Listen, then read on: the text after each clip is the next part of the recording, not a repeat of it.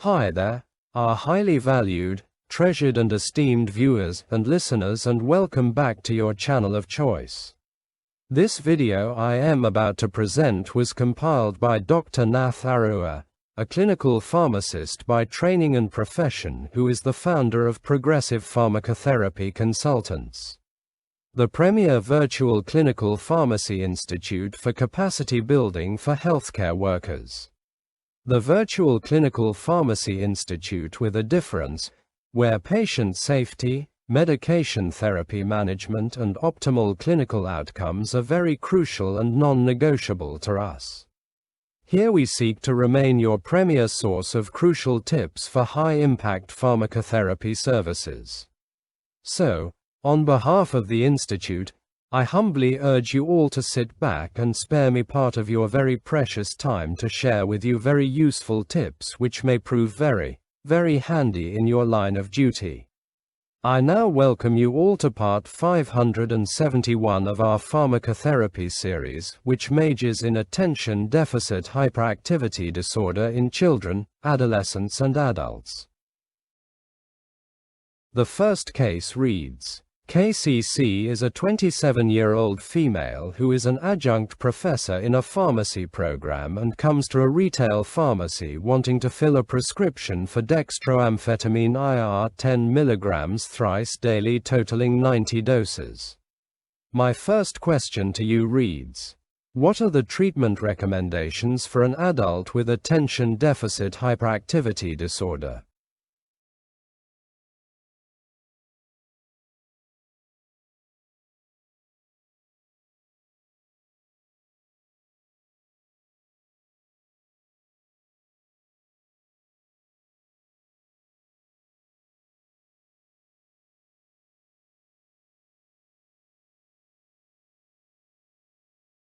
The correct response is: it is estimated that 2/3 of children with attention deficit hyperactivity disorder will continue to have significant symptomatology as adults.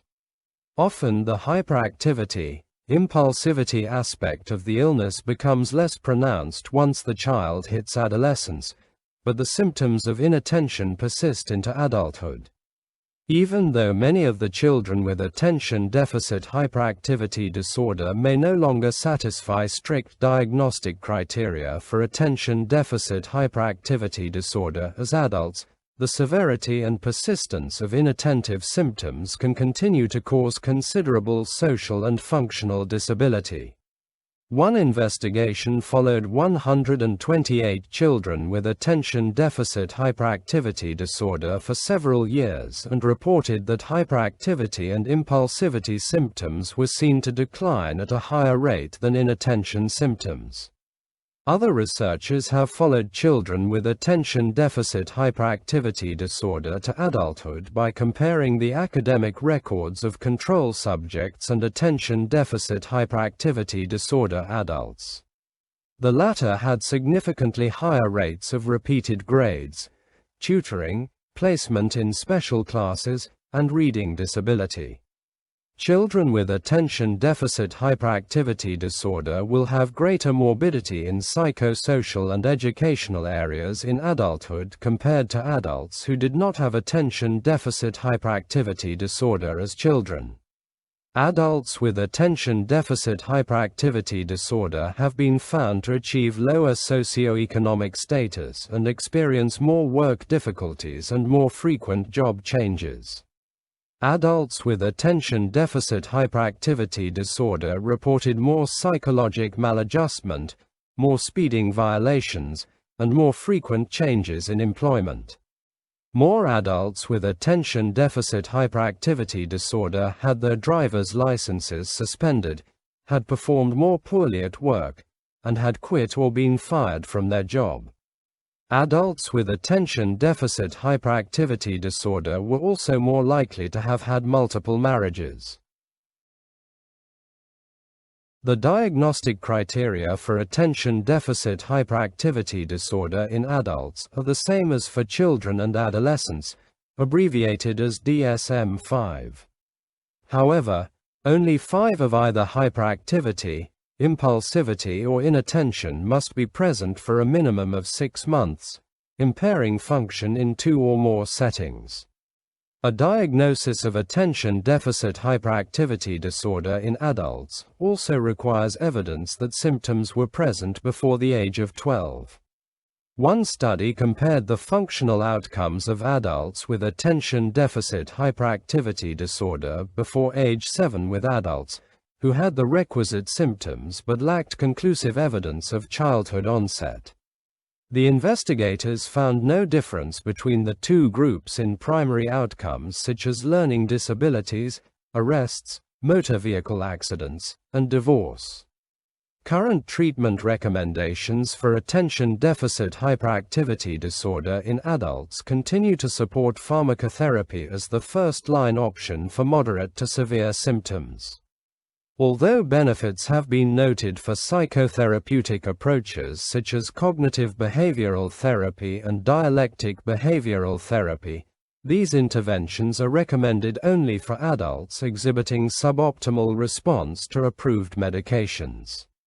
A variety of medications have been reported to be beneficial for attention deficit hyperactivity disorder in adults, including methylphenidate, dexmethylphenidate, mixed amphetamine salts, lisdamfetamine, desipramine, bupropion, atomoxetine alpha-2 agonists, venlafaxine, and modafinil. The stimulants and atomoxetine are FDA approved in adults. In general, the effect sizes for these attention deficit hyperactivity disorder medications in adults have been very similar to what has traditionally been reported in children. A meta-analysis of medications for attention deficit hyperactivity disorder in adults found that long-acting stimulants were significantly more effective than non-stimulant drugs, but that the effectiveness of shorter-acting stimulants was comparable to the latter. It was also noted that lower doses appeared to be more effective for inattention than hyperactivity. For example, doses for immediate-release methylphenidate were more conservative, dosed at 0.3 mg per kilogram per dose in adults, when inattention was the predominant feature. In contrast, doses of up to 0.6 mg per kilogram immediate-release methylphenidate were often necessary to optimally control the behavioral feature of the disorder in children. These methylphenidate doses are consistent with 0.5 to 1 mg per kilogram per day doses found to be effective in children. Mixed amphetamine salts were effective in doses of 20 to 60 mg per day. The effective dose of desipramine was approximately 150 mg per day. Bupropion was generally dosed at 3 mg per kilogram per day. The two large studies of atomoxetine used doses that ranged from 60 to 120 mg per day. The mean effective dose for modafinil was 207 mg per day. Treatment with stimulants or atomoxetine have shown improvements in reduced criminality and driving accidents. Before filling the prescription for KCC, the pharmacist reviews it and finds that it is written within 30 days. He also checks the prescription drug monitoring program in his state and finds that she has filled a prescription for the same drug and directions 25, 28, 54, and 56 days ago at other retail pharmacies. These double fills are also written by two different physicians. My next question to you reads: what would be an appropriate response by the pharmacist to KCC's request?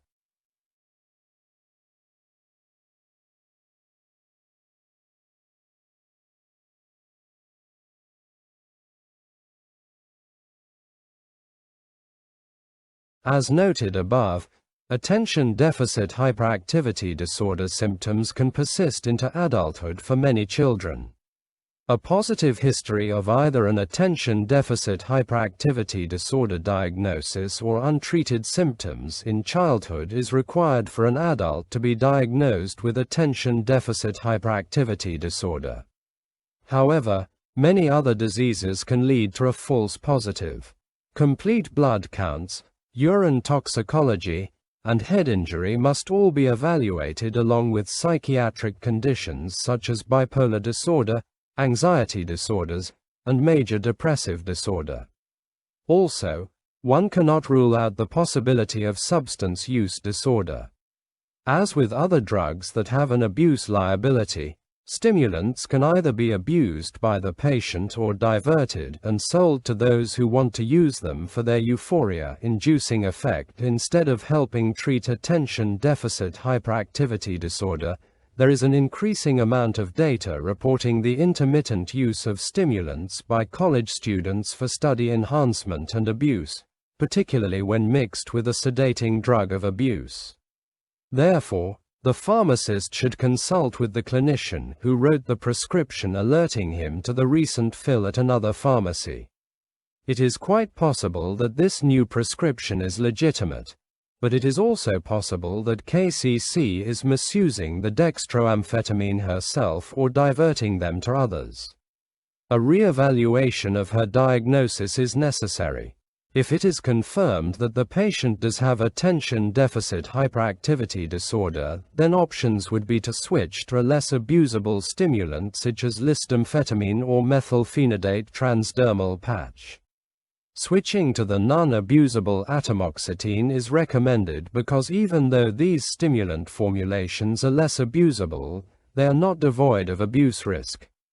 Atomoxetine or the non-FDA adult-approved agents such as alpha-2 agonists or bupropion, venlafaxine, and modafinil will likely be less effective than the stimulant for attention deficit hyperactivity disorder, but provide a safer abuse risk possibility.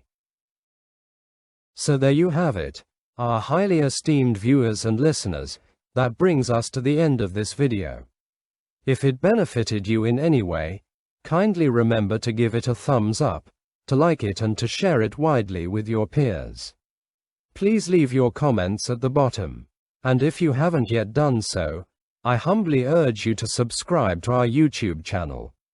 I would like to promise you all that the very, very best is yet to come. Thank you very much for viewing this video.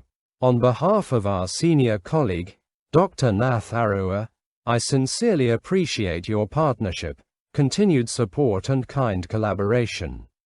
We look forward to interacting with you in the next video, which will be part 572.